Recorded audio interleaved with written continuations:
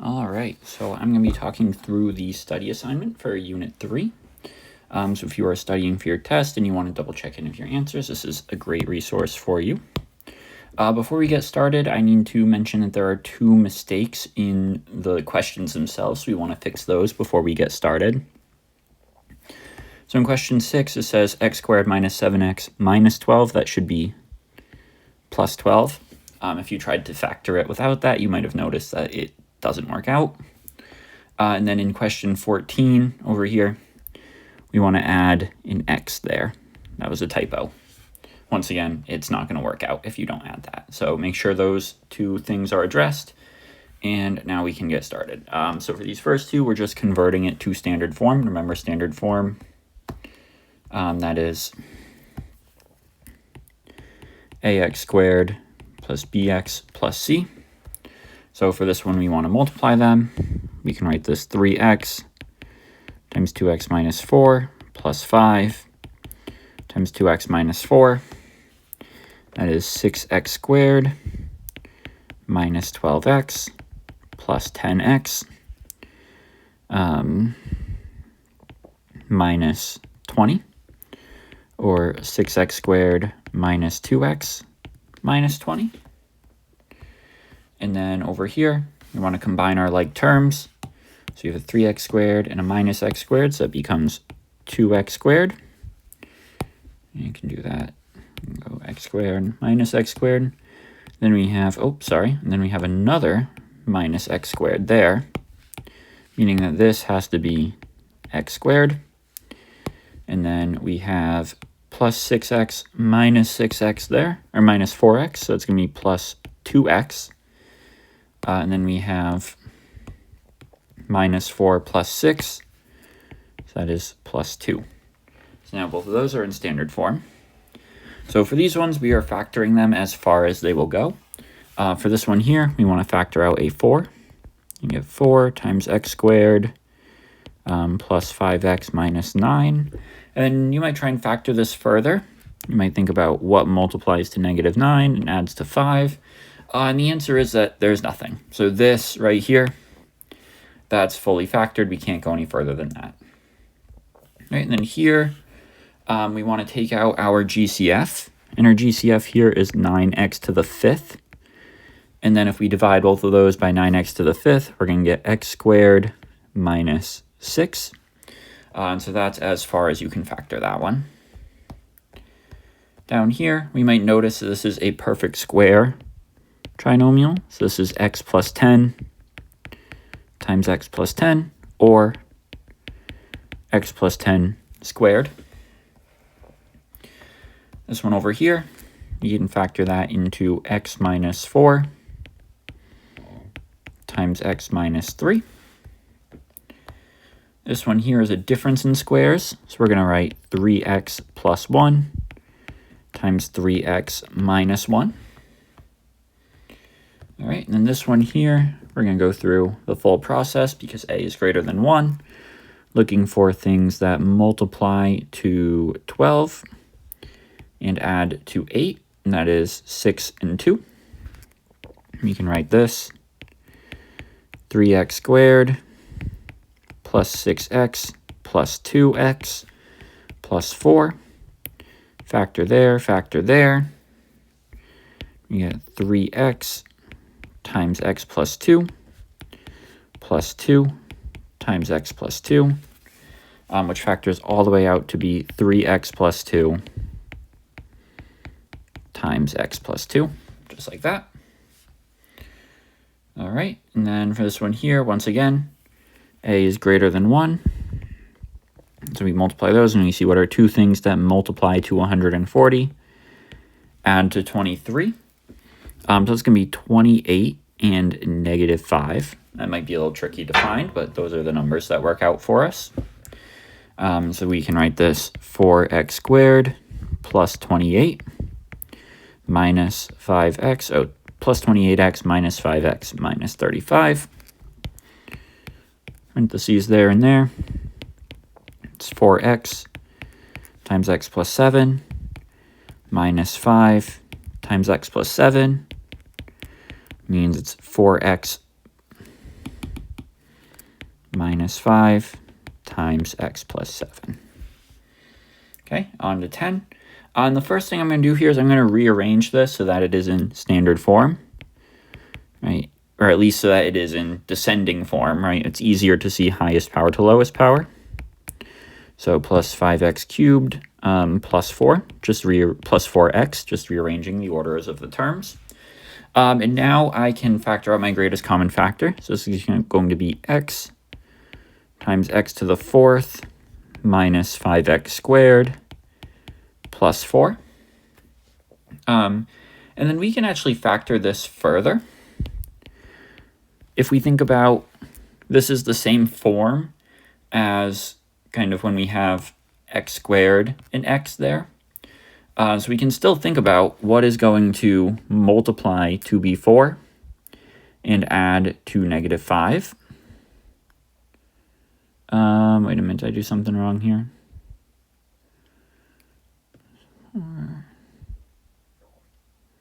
Nope, I didn't, because it's going to be negative 4 and negative 1. And so we can rewrite this. Instead of it being x minus 4 times x minus 1, we can write x squared minus 4 times x squared minus 1. But we're still not fully done because we can see that these are both difference of squares. So we can factor this further into x times x plus 2 times x minus 2 times x plus 1 times x minus 1. Just like that. So that is fully factored. Okay. And so here we're solving with square roots. And when you see square roots, think inverse operations.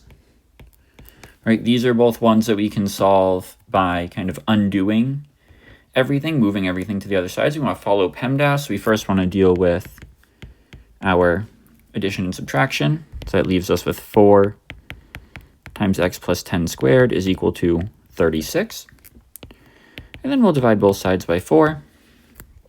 And you get x plus 10 squared is equal to 9. Take the square root of both sides, and you get x plus 10 is equal to plus or minus 3. And the square root of 9 is 3 there, meaning that x is equal to negative 10 plus or minus 3. Which means x is equal to negative 13, or x is equal to negative 7. All right. Over here, I'm going to start by dividing by 2. That means 3x plus 2 squared is equal to 13, which means 3x plus 2 is equal to plus or minus the square root of 13, meaning that 3x is equal to negative 2 plus or minus the square root of 13, and x is equal to negative 2 plus or minus the square root of 13 over 3. All right. Down here, we want to solve these by factoring. So here we have x minus 8 times x plus 3 is equal to 0. Meaning x could be 8 or x could be negative 3. Right, and then over here, we want to first put it in standard form, adding 4x and adding 40.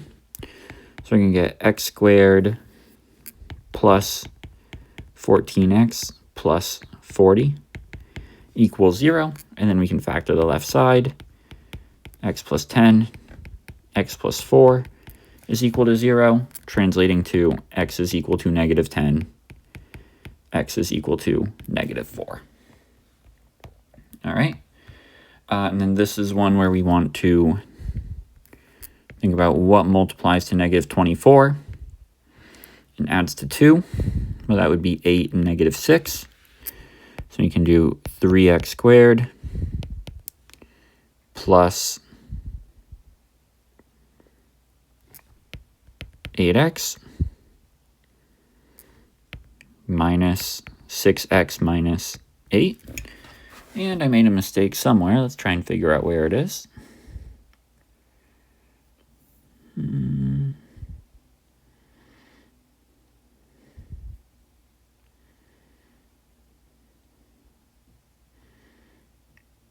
because 8 times 6 is not 24 now, is it? Okay, so let's go back to the drawing board here. Two things that multiply to negative 24 and add to 2.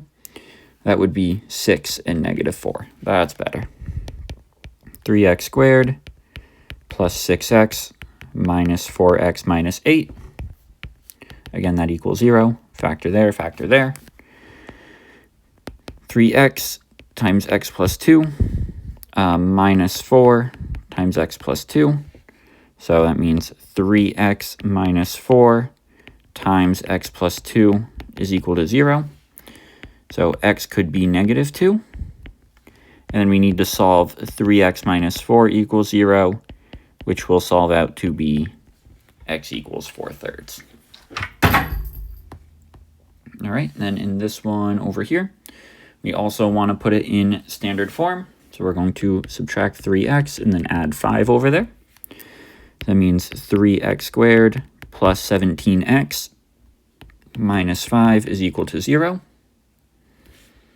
And then we can think about two things that, sorry, I completely did not subtract there.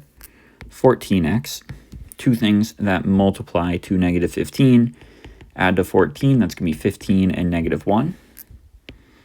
Do 3x squared plus 15x minus x minus 5 is equal to 0. Parentheses, parentheses. 3x times x plus 5 minus 1 times x plus 5 is equal to 0. 3x minus 1 times x plus 5 is equal to 0, meaning x could be 1 over 3, or x could be negative 5. Okay, now we have some word problems. So the length and width of a rectangle are consecutive odd integers. Find the area of the rectangle is 255 square inches. Find the length and width of the rectangle. Okay, so let's let x be the width, and that means x plus 2 is the length, and therefore x times x plus 2 is equal to 255, meaning that x squared plus 2x minus 255 is equal to 0, meaning that x plus 17 times x minus 15 is equal to 0, right? Two things that add to 2 and multiply to negative 255, meaning that x could be equal to negative 17 or x could be equal to 15. And remember, we set x to be the width, meaning that x cannot be negative 17, right? It has to be 15, meaning that the dimensions of the rectangle is 15 by 17. That is its width times its length. Okay, so the length of a rectangular poster is 6 more inches than half its width. So, and let's let x be the width again. And then let's call the length. So it is 6 more than half its width. So it'd be 1/2 x plus 6. And the area of the poster is 32 inches. So that means, right, because we have length times width is equal to area. That means x times 1/2 x plus 6 is equal to 32. Meaning that 1/2 x squared plus 6x minus 32 is equal to 0. And now I have this pesky 1/2 in the front there, and I don't want to deal with that. I'm just going to multiply through everything by 2 here. So I'm going to call this x squared plus 12x plus 64, or no, minus 64.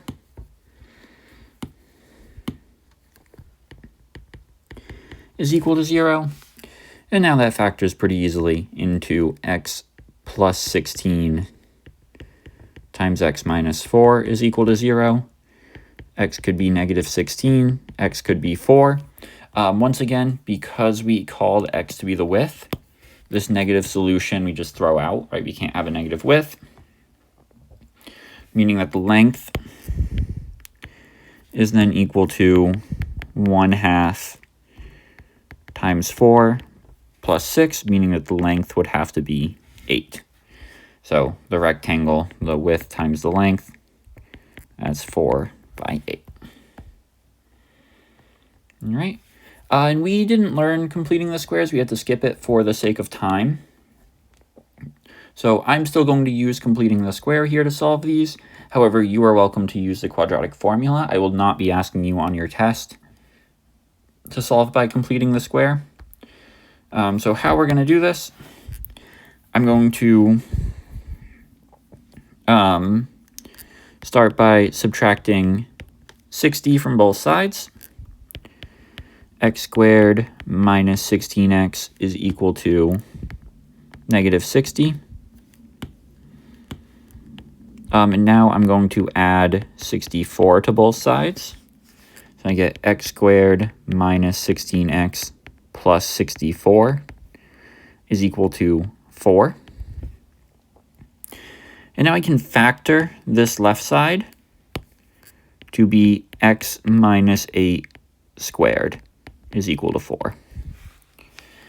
And that means x minus 8 is equal to plus or minus 2, meaning x is equal to 8 plus or minus 2, meaning x could be 10 or x could be 6. Right, and then over here we have 2x squared plus 12x minus 16 equals 0 when we put it in standard form. Now I'm going to divide everything here by 2 just to set that lead coefficient to be 1. So that's x squared plus 6x minus 8 is equal to 0. Now I'll add the 8 over, so I'll say x squared plus 6x is equal to 8. And I'm going to add 9 to both sides. So now I say x squared plus 6x plus 9 is equal to 17. And now I'll factor this to be x plus 3 squared is equal to 17. Take the square root of both sides.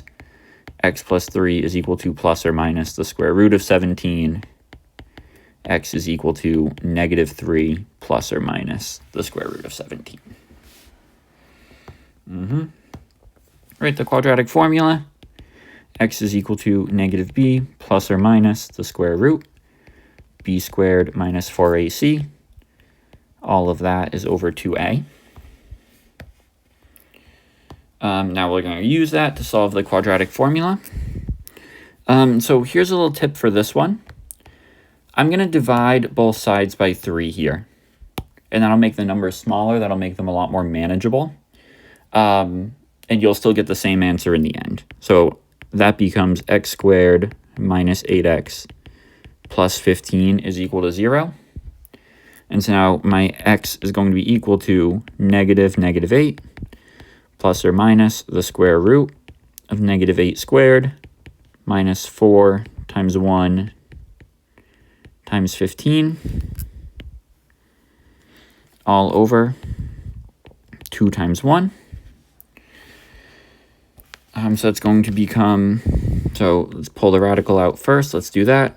Square root 64 minus 60. That's the square root of 4, which is 2. So we have 8 plus or minus 2 over 2. And we see that that could be x equals 5 or x equals 3. And if we think about that through the lens of factoring, that makes sense. Right, we could have factored this into x minus 5 and x minus 3. Okay, this one over here, x squared plus 12x plus 26 is equal to 0, right? Make sure you set it in standard form equal to 0 first. That means x is equal to negative 12 plus or minus the square root. 12 squared minus 4 times 1 times 26, all over 2 times 1. Let's pull this out over here. This is going to become the square root of 144 minus 104.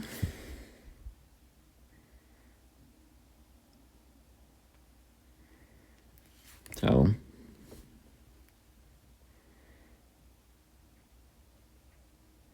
I think that's right. I apologize if there's a arithmetic error there. But we would get 12 squared is 144. 4, 126, 104. Okay. Well, then that would be the square root of 40, or 2 root 10. Meaning that we would get x is equal to negative 12 plus or minus 2 root 10 all over 2. Which would be negative 6 plus or minus root 10.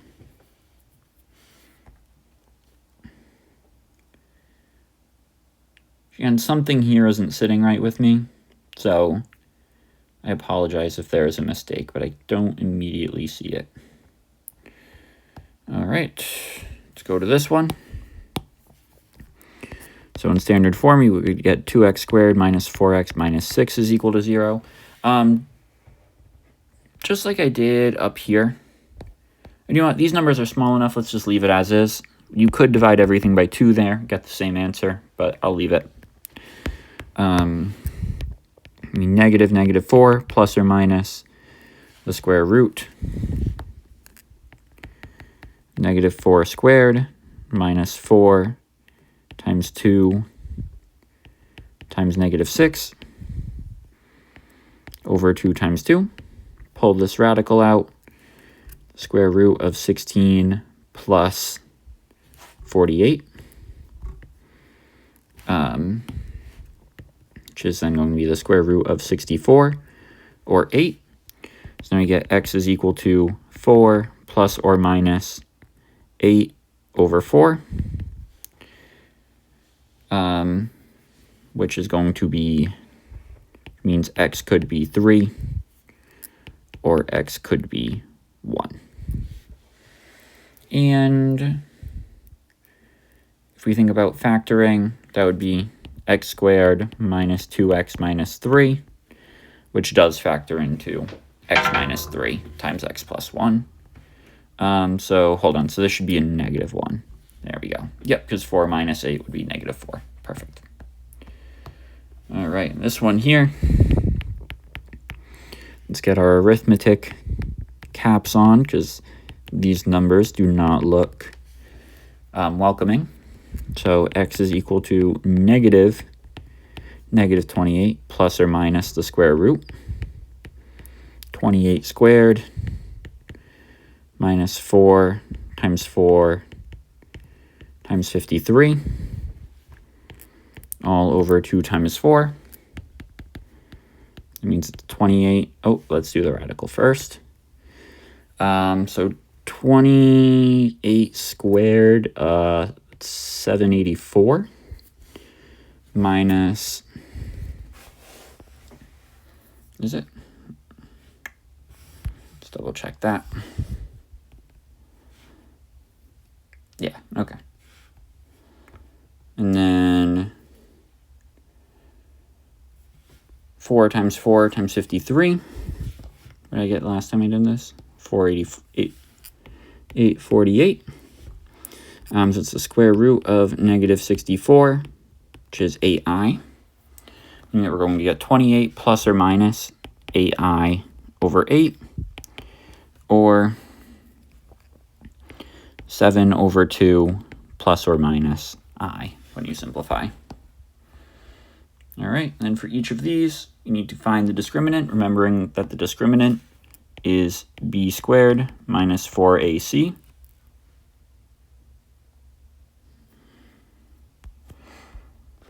Right, so over here, that's going to be negative 18 squared minus 4 times 1 times 79. It's going to be 324 minus 316 is 8. And that means we're going to have two solutions,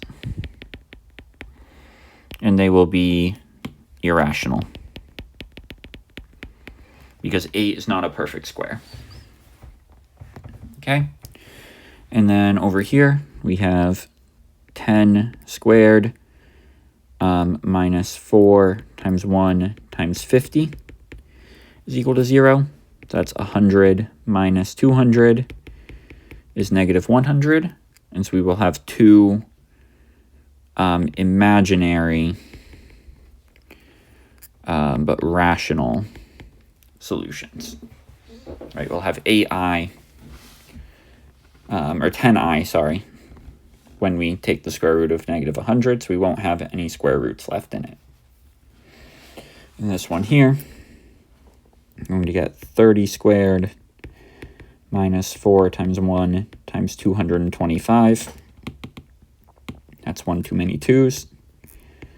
900 minus 900 is 0, and that means we will have one solution. And whenever we have one solution, it will be rational. Because like that square root is the only thing that could give us an irrational number. And so if the discriminant is 0, then we don't have a square root. So assuming A, B, and C are all rational to begin with, which in this class they will be, if our discriminant is 0, we have one solution.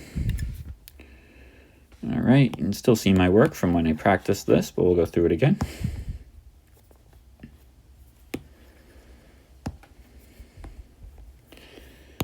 All right, so solve each one using any method. And actually all of these are factorable, and I find factoring to be the easiest. So I'm going to do all of them by factoring, but you can do the quadratic formula and that will work just the same. So x squared minus 2x minus 63 is equal to 0. X minus 9 times x plus 7 equals 0. X equals 9, or x equals negative 7. Over here, 7k squared minus 14k minus 21 is equal to 0. 7 times k squared minus 2k minus 3 is equal to 0. 7 times k minus 3 times k plus 1 is equal to 0. K equals 3, or k equals negative 1. Oh, this one actually you can't factor it. Because it's going to be 3x squared minus 9 is equal to 0. 3 times x plus 3 times x minus 3 is equal to 0. X equals 3. X equals negative 3. And then this one over here, we're looking for two things that multiply to negative 9, add to 8, that is 9 and negative 1. So 3r squared plus r minus 3 equals 0. 3r, r plus 3, minus 1, r plus 3. 3r minus 1 times r plus 3. Both of those equal 0. R is 1/3. R is negative 3. Okay, into the review problems. So for this one, we can simply go square root of negative 54 over 6 is equal to the square root of negative 9 is equal to 3i. And then for this one, we want to multiply by the conjugate. 4i minus root 15. Sorry, not I there. Got I from the last problem. 4 minus root 15. 4 minus root 15. It's going to be 28 minus 7 root 15 all over 16 plus 4 root 15 minus 4 root 15 minus 15. Those are going to cancel out. 16 minus 15 is 1. Anything over 1 is itself. So our final answer is 28 minus 7 root 15. Okay. So now we need to write down the domain and range. For this one, it's going to be x where negative 3 is less than or equal to x is less than or equal to 4. And then for the range, we're going to get y, where -1 is less than or equal to y is less than or equal to 3. And this is a continuous function because we have a line, so it is connected, right? It's defined everywhere between the points. Here, this one is an example of a discrete function because it's just defined at those specific points. There's no lines connecting them. And so that means that the domain is going to be just those points where it's defined, -2, -1, 1, 2, and 3 for the x. And then for the range, -4, 1, 3, and 4. Okay, there's the study.